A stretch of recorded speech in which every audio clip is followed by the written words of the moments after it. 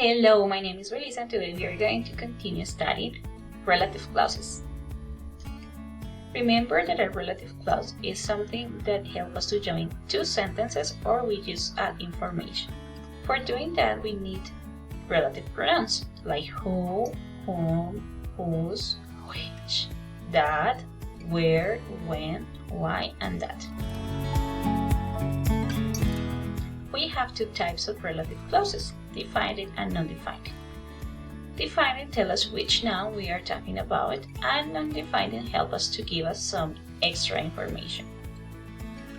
So the pronouns that we can use in defining relative clauses are who and that, which and that, whose, where, when, that, whom. While in non-defined we are going to use who, whose, where, which, when. The first thing we need to take into account is if it's subject or object pronoun. So, if the relative pronoun is followed by a verb, the relative pronoun is a subject pronoun. Subject pronouns must always be used. So here we have the apple is lying on the table, but we want to be focused on the apple. So we have the apple which is lying on the table. So here, which is going to be followed by the verb to be, okay? And the subject is the apple.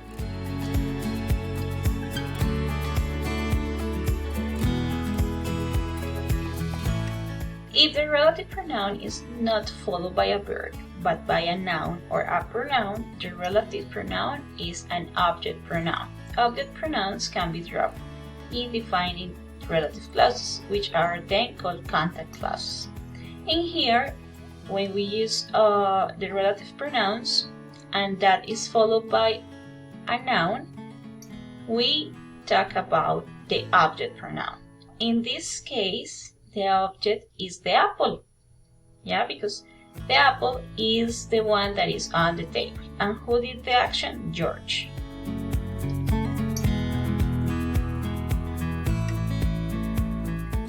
So let's give more information about defining and non-defined. Defining relative clauses give us detailed information. We don't use commas in order to introduce them. We usually use indefinitions and it can be dropped, okay? While non-defining give us additional information on something but do not define it. We always use commas, and pronouns in non-defined relative clauses must be used. So anytime that you are going to give extra information, you need to use relative clauses, okay? In this case, who, which, and may not be replaced by that, okay? In this case, we can replace those who and which with that. In non-defined, we can't use that.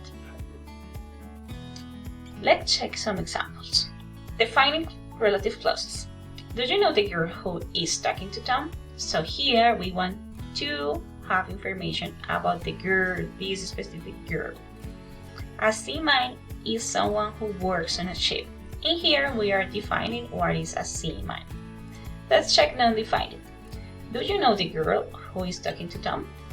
Here we ask about the girl, but we want to know the specific girl, the one that is talking to Tom, okay? In here, Jim, who we met yesterday, it's very nice. So here we have the commas.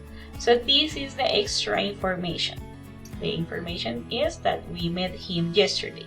So if we take it out, we know that Jim is very nice, okay? I hope that this makes you be more clear about relative clauses and just practice. You need to be careful with object and subject pronouns. Bye!